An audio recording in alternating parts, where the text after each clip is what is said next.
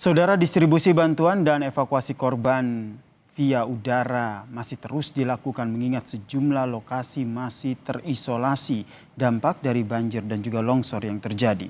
Lalu bagaimana proses distribusi bantuan lewat udara ini dilakukan? Kita berbincang dengan kopilot helikopter Bell 412, Letu CPN Hanif Abhirama. Selamat petang, Mas Hanif. Selamat petang, Mas. Mas Hanif, kalau kita lihat ini sedang kami tampilkan juga di layar Kompas TV bagaimana proses distribusi bantuan ke lokasi-lokasi yang masih terisolasi. Bisa diceritakan seperti apa jalannya distribusi ini? Ya jadi sebelumnya kami dari Bel 412, Kopilot Bel 412, dalam mendukung kegiatan penanggulangan bencana alam di Sumatera ini, kami mendapat mendukung di bawah BNPB, di mana logistik itu merupakan bantuan-bantuan dari BNPB, DPR, kemudian Kodam, dan juga bupati-bupati yang berada di daerah ini. Kemudian setiap harinya kami mendapatkan titik-titik spot berdasarkan dari peninjauan satuan TNI yang berada di darat, di mana satuan-satuan itu nantinya yang akan kita berikan untuk logistik tersebut. Dan juga itu banyak sekali spot-spot yang memang daerah-daerah yang berdasarkan peninjauan dari satuan darat yang memang terisolir dan Mm-mm. tidak bisa dijangkau oleh melalui jalur darat, sehingga kita menggunakan helikopter untuk memberikan bantuan kepada masyarakat yang terkena bencana. Mm-mm. Ini bisa dibayangkan bagaimana sibuknya Mas Hanif dan juga tim gitu mendistribusikan dari satu hari itu beberapa titik yang dijangkau untuk lokasi yang masih terisolasi. Untuk titik yang bisa didistribusikan, kami sudah mendapat sekitar kurang lebih 15 titik. Namun juga yang sudah bisa kita distribusikan itu kurang lebih di 7 titik. Itu pun juga karena ada kendala-kendala yang memang Mm. tidak bisa dilaksanakan dalam pendistribusian. Hmm. Daerah mana saja yang menjadi titik tujuan dari Mas Hanif dan juga tim yang membawa helikopter untuk mendistribusikan bantuan ke lokasi-lokasi yang terisolir ini? Kemarin kami dan juga hari ini juga kami sudah melaksanakan bantuan Mm. pendistribusian logistik, di antaranya yaitu ada di daerah Harjongan, Pamonangan, kemudian ada di Pertengahan, Mm. kemudian ada di Purbadolok, kemudian juga ada di Pagaran Lambung, Mm. kemudian di Sibalanga, Aikrisan, dan juga area Sibolga. Ini helikopter Bell 412 ini memang diperuntukkan untuk mendistribusikan, hanya untuk mendistribusikan bantuan atau bisa digunakan juga untuk mengevakuasi korban yang mengalami luka, yang mereka benar-benar harus segera dievakuasi dari lokasi yang terisolasi.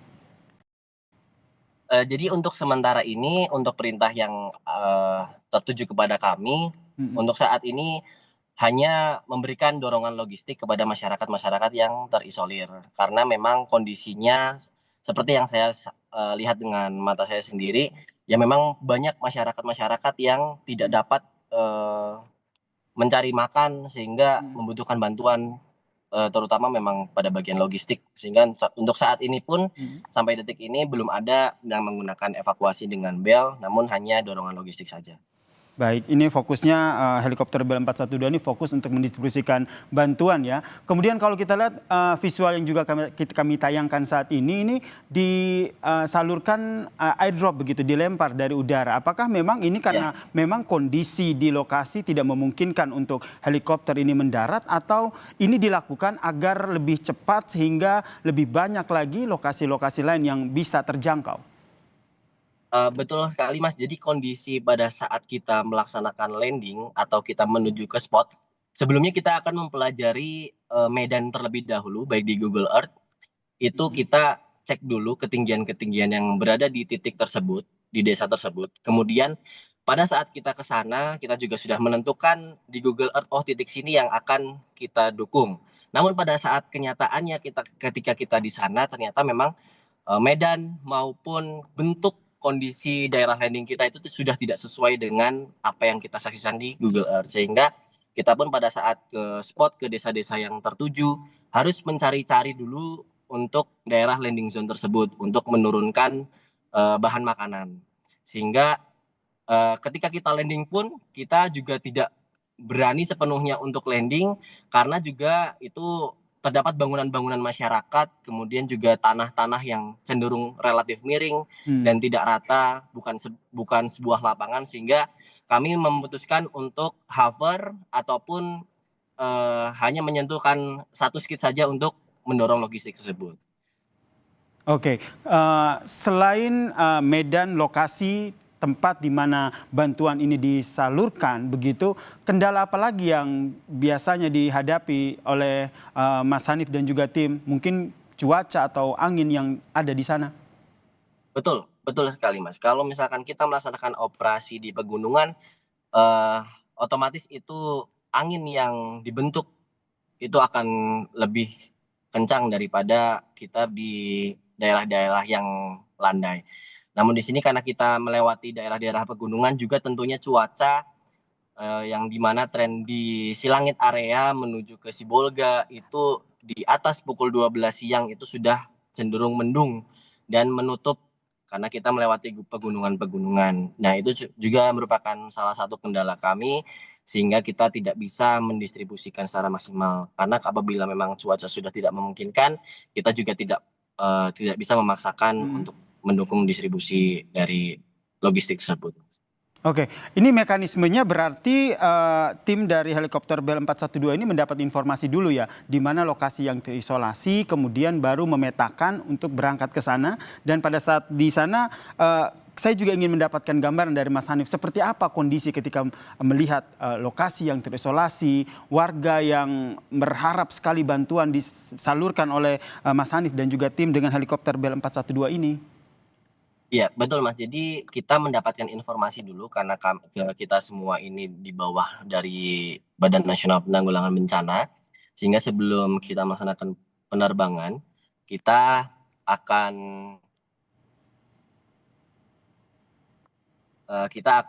diberikan terlebih dahulu spot untuk desa-desa yang terisolir. Kemudian kita juga pada saat ke sana kita harus mencari landing zone di mana terdapat lapangan terbuka. Dan itu Mas, ketika mungkin masyarakat mendengar suara helikopter datang, itu memang sangat antusias Mas.